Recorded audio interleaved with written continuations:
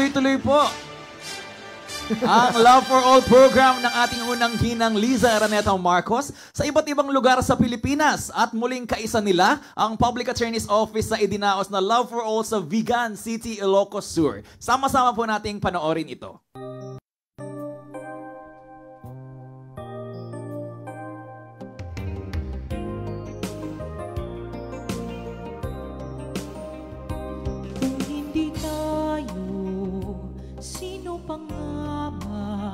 Bayang Pilipinas, pagkaganda, magmamahal at kakalinga. Kailangan may mangunguna katulad mo'y isang agilan ng Pilipan, kahit na mag-isa. Porsigido at patuloy ang paghahatid ng iba't ibang libreng serbisyo mula sa mga nagtutulungang mga ahensya ng pamahalaan, katuwang ang mga private institutions na bumubuo sa Love for All program na pinangungunahan ng ating butihing unang ginang ng Pilipinas, First Lady Maria Luis Liza Araneta Marcos. At sa pagkakataong ito ay ginanap ang programa sa Vigan City, Ilocos Sur.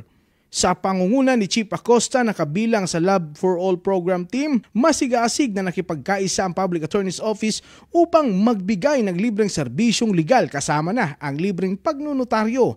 Kaya naman buong giting ang ating mga PAO lawyers na gampanan ang tungkulin sa ating mga kababayan. Ang PAO ay nagbibigay ng libreng legal na serbisyo. Kahit saan, kahit kailan, nandito po ang Public Attorney's Office na tutulong po sa mga nangangailangan ng legal na serbisyo at libreng-libre po ang lahat ng serbisyo ng aming opisina. Proud na proud po talaga ako na parte ng Public Attorney's Office under the leadership of Chief Persida Rueda Acosta. Isang malaking ginhawa at tulong na hatid ng programang ito dahil sa iba't ibang ahensya ng gobyerno ang nagsanib puwersa kasama ang private sector na tumulong din. Dumadayo ang Love for All Caravan sa iba't ibang lugar sa Pilipinas upang matulungan ang mga mahihirap nating kababayan na maka-avail ng free medical consultations at iba pang serbisyo tulad ng free basic laboratory exams, free medicines, dental, optical consultations, serbisyong legal ng PAO at iba pang mga serbisyo. Through our partnership, pinopromote natin ang early awareness at saka early screening of patients para maaga nilang malaman kung at risk sila for chronic kidney disease at makapagkonsulta sila sa kanilang doktor para sa tamang gagawin. Maraming salamat kay Attorney Presida, sumasama na sa programa ni First Lady. At saka ang PAO naman ay malaking pasasalamat namin kasi alam namin volunteer kayo kayo yung aming legal officer sa mga mahihirap na kababayan natin at malaking bagay po yan. Kasi karamihan naman sa atin dito maraming, lalo na yung mahirap, sila pa yung naaapi. Maraming salamat po sa PAO at nandito kayo kasama ng Love for All. Congratulations sa inyo. Yeah.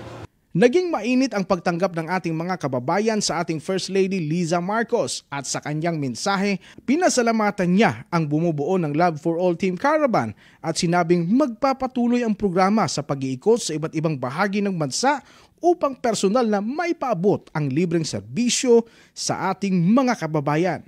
To our national and local government officials who are here today, to all our agencies in government who are with us today, to our very hardworking private partners, thank you for helping us in this project of ours. The Love for All team these last few days have been going to different towns to provide free medical and social services. And I'm happy to report that we've had so far over 7,000